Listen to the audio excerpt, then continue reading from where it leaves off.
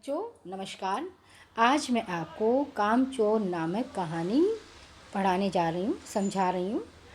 सभी बच्चे सबसे पहले अपनी पुस्तक निकालें और मेरे साथ पढ़ते और समझते चलें। कामचोर कहानी के लेखक हैं इस्मत चुगताई। उनके द्वारा कामचोर कहानी लिखी गई है। बेटा कोई भी लेखक जो कहानी, उपन्यास, नाटक का निर्माण करता है उसके पीछे उसका उद्देश्य होता है। तो यहाँ पर भी लेखक का उद्देश्य है कि बच्चे जो हैं वो काम नहीं करते हैं, कामचोर हो गए हैं और ना समझे दिशा निर्देश। हमें जो है कोई भी काम करने से पहले उसको जो है सावधानी बरतनी चाहिए। हमें दिशा निर्देश का ज्ञान होना चाहिए। बिना सोचे समझे कोई कार्य नहीं करना चाहिए। अगर हम बिना सोचे समझे कोई कार्य करते हैं तो बहुत ज़्यादा हमें जो है परेशानी का सामना करना पड़ता है। तो इस कहानी को लिखने का लेखक का उद्देश्य यही है, यही संदेश दे रहे हैं कि हमें जो है लापरवाही, कामचोरी नहीं करनी चाहिए। चलिए बच्चों, पाठ को पढ़ते और समझते चलते हैं। बड़ी देर के बाद, मतलब बहुत देर के बाद घर में वाद विवाद चल रहा है और यह तय हुआ कि सचमुच नौकरों को निकाल दिया जाना चाहिए। आखिर ये बच्चे जो हैं मोटे मोटे किस काम के हैं कि ये कुछ काम करते नहीं हैं, हिलते नहीं हैं। क्या कहा कि ये हिलकर पानी भी नहीं पीते हैं। इन्हें अपना खुद काम करने की आदत होनी चाहिए। कामचोर कहेंगे। लेखक ने क्या कहा है? जो बच्चे काम नहीं करते उन्हें क्या कहा? कामचोर कहेंगे। तुम लोग कुछ नहीं, इतने सारे हो और सारा दिन उधम मचाने के सिवा कुछ नहीं करते। और सचमुच हमें ख्याल आया कि आखिर काम क्यों नहीं करते। किसको? बच्चों को ख्याल आया कि आखिर हम काम क्यों नहीं करते। हिलकर पानी पीने में भी हमारा क्या खर्च होता है, इसलिए हमें तुरंत हिलकर पानी पीना शुरू कर दिया। अब देखिए आगे क्या कहते हैं। हिलने में धक्के भी लग जाते हैं कि ऐसे बच्चे इधर उधर दौड़ के काम करेंगे तो एक दूसरा दौड़ के कर रहा है तो उसमें देखो परेशानी आई नहीं आई। तो उसमें बच्चों को धक्के लग रहे हैं और हम किसी के दबेल तो नहीं।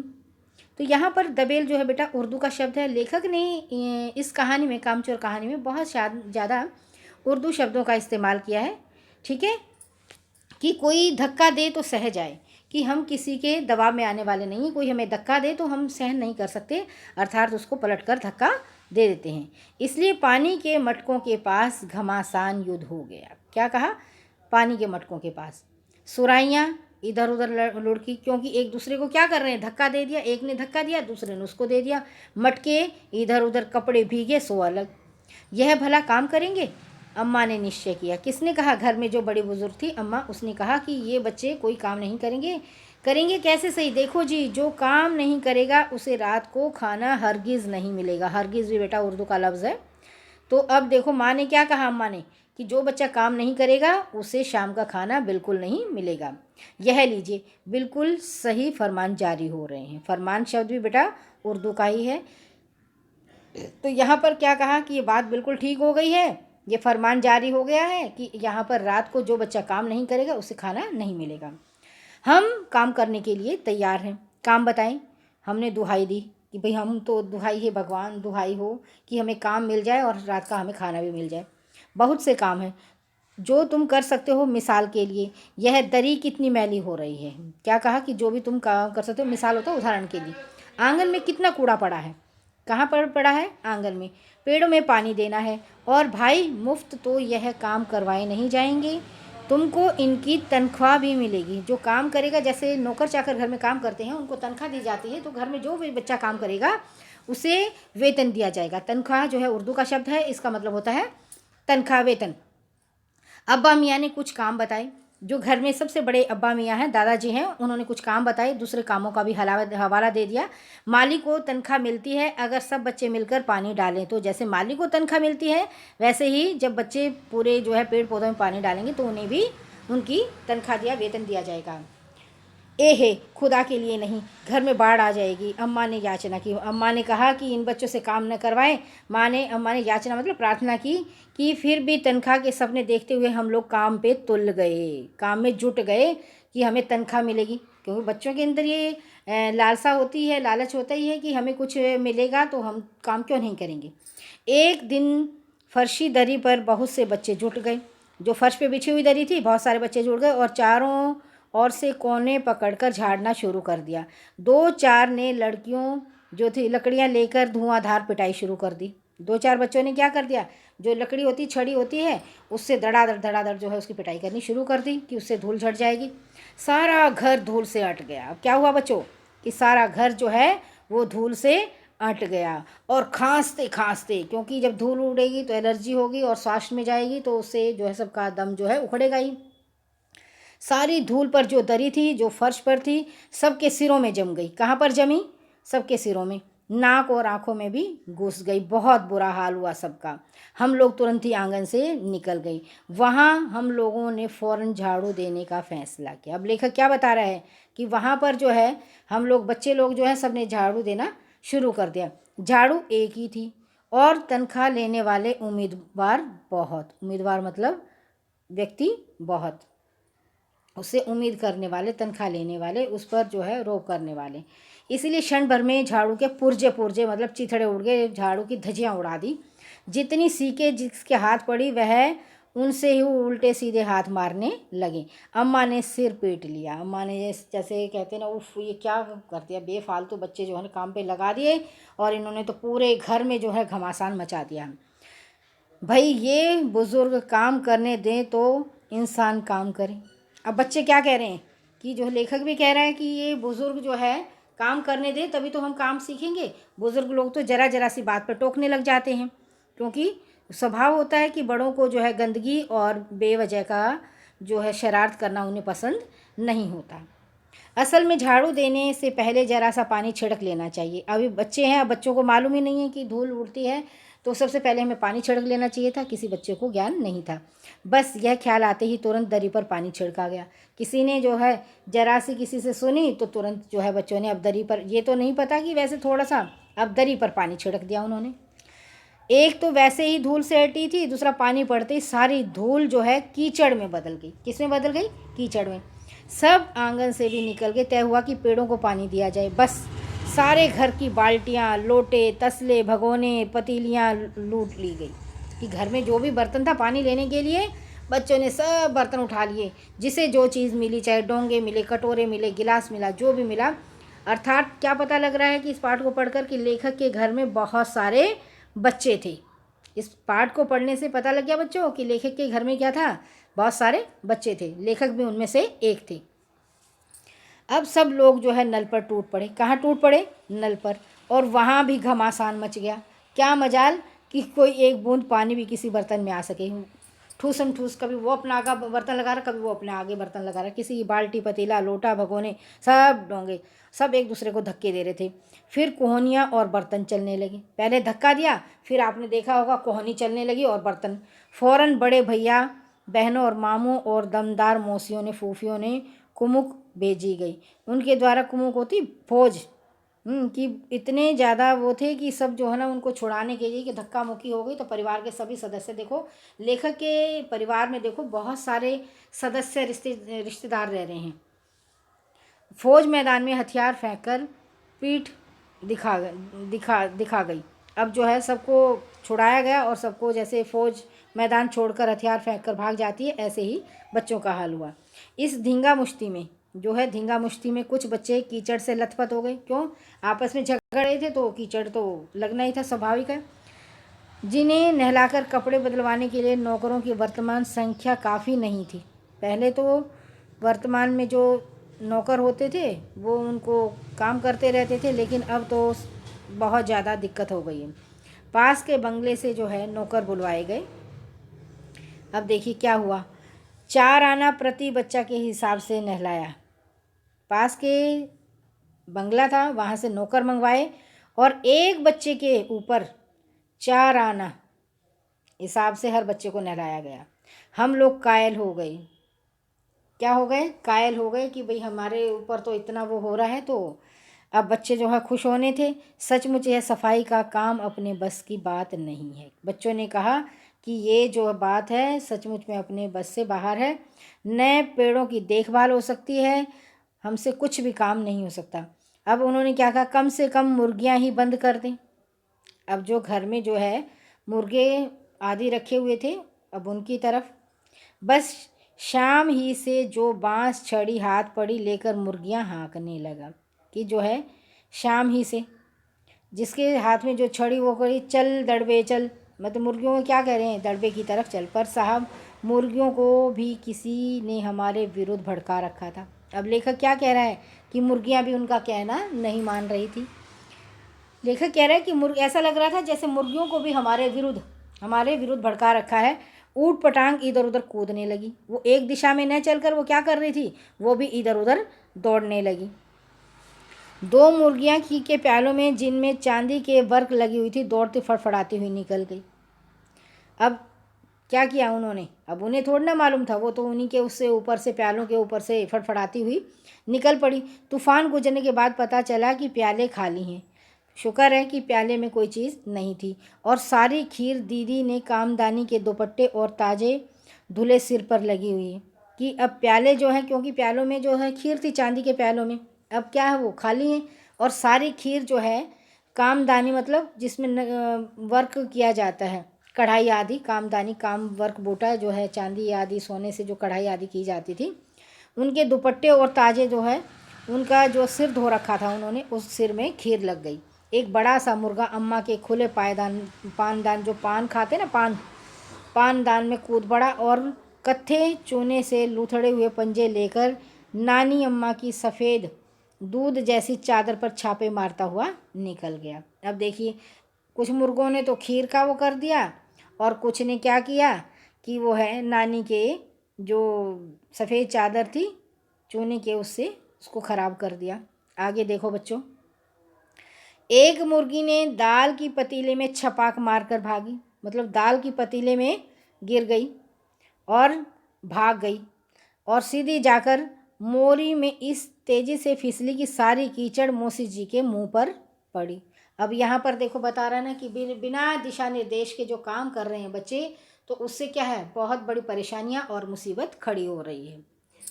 समझ रहे हो बच्चे? तो इसलिए हमें बिना बड़ों के दिशा निर्देश के कोई कार्य नहीं करना चाहिए। अब मौसी जी के मुंह पर सारी कीचड़ लग गई, जो बैठी हुई हाथ मुंह धो रही थी। इधर सारी मुर्गियां बेनकेल का ऊँट बनी, कि बिना नकेल का ऊँट, कि अगर ऊँट के नकेल न डालो तो वो इधर उधर दौड़ता है चारों तरफ, ऐसे ही मुर्गियां दौड़ रही थी। एक भी दड़बे में जाने को राजी न थी। जहाँ मुर्गियों का स्थान होता है उसको बोला जाता है बच्चों दड़बा। इधर किसी को सूझी कि जो भेड़ें आई हैं लगे हाथ उन्हों को भी दाना खिला दिया जाए। अब जो है किसी बच्चे के दिमाग में क्या आई, जो भेड़ हैं उन्हें दाना खिला दिया जाए। अब मुर्गियों से उन्होंने पूरा घर उथल पुथल मचा दिया, मुर्गियों ने ही पूरे घर में घमासान मचा दिया। किसके कारण? सारा बच्चों के कारण ही। दिन भर की भूखी भेड़ थी और दाने का सूप देखकर जो सब की सब झपटी तो भाग जाना कठिन हो गया, क्योंकि सुबह की भेड़ जो थी वो भूखी थी और जैसे ही उन्होंने अपने दाने का सूप देखा तो वो भी जो है भाग खड़ी हुई और तुरंत ही अब लष्टम पष्टम तख्तों पर चढ़ गई, भागते हुए कोई इधर भाग रही कोई इधर भाग रही है अपना दाना खाने के लिए। भेड़ चाल मशहूर है, आपको पता ही होगा। बहुत बारी बच्चे जो है विद्यालय में अनुशासन में नहीं चलते तो कहते हैं क्या भेड़ चाल लगा रखी। तो भेड़ जो है वो अपनी पंक्तिबद्ध नहीं चलती है, वो कोई इधर उधर अपनी मर्जी से चलते रहते हैं। तो ये एक लोकोक्ति भी है भेड़ चाल। उनकी नज़र तो बस दाने के सूप पर ही थी। पलंगों को फलांगती, बर्तन लुढ़काती, साथ साथ वो वहाँ पर चढ़ आई। अब तख्त पर जो है ना बानी दादी का दुपट्टा फैला हुआ था, जिस पर गोखरी, चंपा और सलमा सितारे रखकर बड़ी दीदी मुगलानी बुआ को कुछ बता रही थी। ये सारी चीज़ें उस पर जो है रखी हुई थी और वो मुगलानी बुआ के साथ बतिया रही थी। भेड़ें कुछ निसंकोच सबको रोंदती मैंगनों का छिड़काव करती हुई दौड़ रही थी। मतलब उन्हें किसी प्रकार का वो नहीं था, वो सिर्फ अपने खाने के लिए दौड़ रही थी, निसंकोच सबको रोंदती हुई। जब तूफान गुजर चुका तो ऐसा लगा कि जैसे जर्मनी की सेना टैंकों और बमबारों सहित उधर से छापा मारकर गुजर गई हूँ। किसकी? जर्मन की। तूफान जो है इस तरह से उठा हुआ था, लेखक ने उसको जर्मन की सेना के उसमें बताया है कि वो टैंक और बमबारों सहित इधर उधर जो छापा मारकर गुजर रही थी। जहाँ जहाँ सूप गुजरा भेड़ शिकारी कुत्तों की तरह गंध सूंघती हुई हमला करती हुई। कैसे? जैसे भेड़ शिकारी कुत्तों की तरह गंध सूंघता हुआ। हज्जन माँ एक पलंग पर दुपट्टे से मुंह ढाके सो रही थी। अब जो है हज्जन माँ जो है वो सो रही थी। उस पर जो भेड़ें दौड़ी तो न जाने सपने में किन महलों की सैर कर रही थी। दुपट्टे में उलझी हुई मारो मारो चीखने लगी, क्योंकि उनके ऊपर से भेड़ गुजरी तो वो दुपट्टे में उलझ गई। तो सोती हुई पता नहीं किन महलों के सपने देख रही थी। कौन कह रहा है? लेखक कह रहा है। इतने में भेड़ें सूप को भूलकर तरकारी वाली टोकरी पर टूट पड़ी। अब सूप भूल दिया उन्होंने, अब वो किस पर टूट पड़ी? तरकारी वाली टोकरी पर।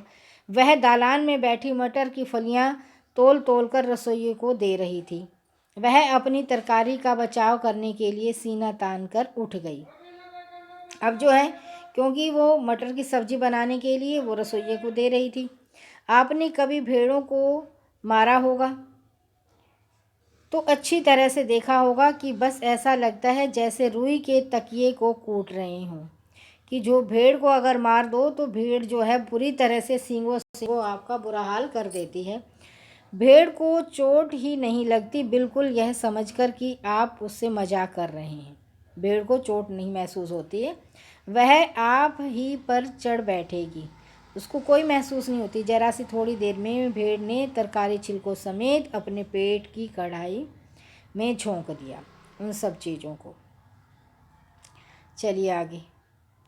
इधर प्रलय मची हुई थी, उधर दूसरे बच्चों की लापरवाह नहीं थी। मतलब सब तरह से क्या था, पूरा घर जो है तूफान मचा रखा था। बच्चों ने पूरे घर में जैसे प्रलय होती है इसी तरह का माहौल इनके लेखक के घर में हो चुका था। उधर दूसरे बच्चे भी लापरवाह नहीं थी। अब उनका देखो, इतनी बड़ी फौज थी कि जिसे रात का खाना न मिलने की धमकी मिल चुकी हो। मतलब लेखक के घर में कम व्यक्ति नहीं थे, बहुत ज़्यादा थे। धमकी मिली हुई थी, अगर कोई काम नहीं करेगा तो रात का भोजन नहीं मिलेगा। अब वे 4 भैंसों का दूध दूहने पर जुट गए। अब कुछ बच्चे जो है भैंसों का दूध दोहने पर धुली बेधुली बाल्टी लेकर 8 हाथ 4 थनों पर पिल पड़े। मतलब जो है 4-4 बच्चे जो है एक एक उस पर लग चुके थे। बाल्टी धुली थी दूध निकालने के, या कैसी भी थी। भैंस एकदम जैसे चारों पैर जोड़कर उठी और बाल्टी को लात मारकर दूर खड़ी हुई, क्योंकि बच्चों ने उनके थनों को हाथ लगा रखा है। दूध निकालता है बड़ा व्यक्ति बड़े सॉफ्ट तरीके से, तो बच्चे तो ज़बरदस्ती खींच रहे होंगे। तो भैंस को दर्द हुआ तो उसने जो है लात मारी और जाकर दूर खड़ी हो गई। तय हुआ कि भैंसों की अगाड़ी पिछाड़ी बांध दी जाए। अब बच्चों ने क्या किया कि भैंसों के जो आगे वाले पैर हैं और पीछे वाले पैर बांध दिया जाए, तो काबू में लाया जाएगा और दूध निकाल लिया जाएगा। बस झूले की रस्सी उतारकर भैंसों के पैर बांध दिए। अब देखिए क्या होता है। पिछले 2 पैर चाचा जी की चारपाई के पायों से बांध दिए। 2 पैर कहाँ बांध दिए? चाचा की चारपाई से। अगले 2 पैरों को बांधने की कोशिश की, भैंस जो है चौकन्नी हो गई और छुटकर जो भागी। पहले चाचा जी की शायद कोई सपना देख रहे थे, फिर जब रसोई पानी के ड्रम से टकराई और पानी छलक कर गिरा तो समझे कि आंधी तूफान में फंसे। तो चाचा जी सो रहे थे और उन्हें पता ही नहीं था कि क्या कर दिया। तो भैंस जैसे भागी तो वो अपना सपना ले रहे थे। उन्होंने सोचा कि शायद कोई आंधी तूफान आ गया है, साथ में भूचाल भी आ गया है। किसने सोचा? चाचा जी ने, जिसकी चारपाई पर उन बच्चों ने भैंस को बांध दिया। फिर जल्दी ही उन्हें असली बात का ज्ञान हुआ कि अरे आंधी तूफान नहीं है, ये तो बच्चों की करामात है। भैंस को इन्होंने मेरी चारपाई पे बांध रखा है। और वह पलंग की दोनों पटियां पकड़े बच्चों को छोड़ देने वालों को बुरा भला सुनाने लगे, क्योंकि सुनाना कोई गलत थोड़ा था, ठीक था, क्योंकि बच्चों ने ऐसा बेहुदा मजाक कर रखा था। अब बच्चों को इन्हीं हरकतों पर क्या आ रहा था? मज़ा आ रहा था। भैंस भागी जा रही थी, पीछे पीछे चारपाई पर बैठे हुए चाचा जी। चारपाई पे कौन बैठा था? चाचा जी। ओहो, एक भूल ही हो गई, यानी बछड़ा तो खोला ही नहीं। इसलिए तत्काल क्या किया बच्चों ने? कहा ओ, एक तो भूल गए कि अगर बछड़ा खोल देते तो ऐसा नहीं होता। तो उन्होंने बछड़ा भी खोल दिया। देखो, तीर निशाने पर बैठा और बछड़े की ममता में व्याकुल होकर भैंस ने अपने खुरों पर ब्रेक लगा दिया। अब देखो, माँ के अंदर ममता है, वात्सल्य है, तो अपने बच्चे को देखकर उसने अपने पैरों पर ब्रेक लगा दिया। बछड़ा तत्काल जुट गया और दुहने वाले गिलास कटोरे लेकर लपके। बाल्टी तो छपाक से गोबर में जा गिरी। बाल्टी कहाँ गिरी बच्चों? गोबर में जाकर। बछड़ा फिर बागी हो गया, दूध पिया और उसके बाद बागी मतलब जो बिना लगाम के होता है, सरपट दौड़ पड़ा। कुछ दूध जमीन पर, कुछ कपड़ों पर गिराया, 2-4 धारें गिलास और कटोरे पर भी पड़ी, बाकी बछड़ा पी गया आराम से। यह सब कुछ मिनट के 3/4 में ही हो गया, मतलब ज़्यादा समय नहीं लगा, थोड़े ही समय में सारा तूफान हो गया।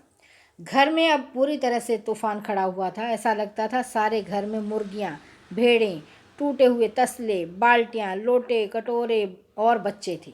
पूरे घर में एक ऐसा तूफान था जैसे तूफान में, आंधी में रेत, पेड़ पौधे होते हैं, उसी तरह से लेखक के घर में था। बुरी तरह से बच्चे बाहर किए गए कि बच्चों आप घर से बाहर निकलें, और मुर्गियाँ बाग में हकाई गई मातम सा मनाती हुई। मातम होता शौक। बरखाली वाली आंसू पोंछे गए, और अम्मा जो है वो आगरा जाने के लिए सामान बांधने लगी। अब अम्मा जो है धमकी देने लगी, भाई तुम ऐसा तूफान मचाओगे तो मैं तो आगरा चली जाऊंगी, या तो बच्चा राज कायम कर लो या मुझे ही रख लो। या तो अम्मा ने क्या कहा, या तो बच्चों का ही राज हो कि पूरे घर में इन बच्चों ने जो तूफान मचा रखा है, बुरा हाल कर रखा है, या तो इन बच्चों को वो कर लो, इन्हीं का राजपाट, या मुझे ही रख लो, नहीं तो मैं अपने चली मायके। तो अम्मा का, दादी का मायका कहाँ है बच्चों? पता लग गया आपको? आगरा। अम्मा ने ये चुनौती दे दी। अब ये चुनौती सब स्वीकार कर रहे हैं कि अम्मा को ही रखा जाएगा। और अम्मा ने सबको कतार में खड़ा करके पूरी बटालियन का कोर्ट मार्शल कर दिया। अब अम्मा ने सबको किस में खड़ा किया? एक लाइन में, एक पंक्ति में खड़ा कर दिया और सबका जो है कोर्ट मार्शल कर दिया। अगर किसी बच्चे ने घर के किसी भी चीज़ को, क्या कहा अम्मा ने, कि घर में बच्चे ने किसी भी चीज़ को कोई हाथ लगाया तो क्या किया जाएगा? उसका रात का खाना बंद कर दिया जाएगा। ये लीजिए, इन्हें किसी करवट शांति नहीं। अब कौन कह रहा है? बच्चे कह रहे हैं, लेखक कह रहा है कि अम्मा को किसी भी तरह शांति नहीं। पहले तो अम्मा ने कहा कि बच्चों ने अगर काम नहीं किया तो रात को खाना नहीं मिलेगा। अब अम्मा ये कह रही हैं कि अब किसी बच्चे ने किसी चीज़ को हाथ लगाया तो इनको रात को खाना नहीं मिलेगा, इनका खाना बंद। ये लीजिए, इन्हें किसी भी तरह शांति नहीं। हम लोगों ने निश्चय कर लिया कि अब चाहे कुछ भी हो जाए, हिलकर पानी भी नहीं पिएंगे। ठीक है बच्चों, ये पाठ मैंने आपको पढ़ा दिया, समझा दिया। सब छात्राओं को, सब बच्चों को अच्छे से समझ आ गया होगा बच्चों।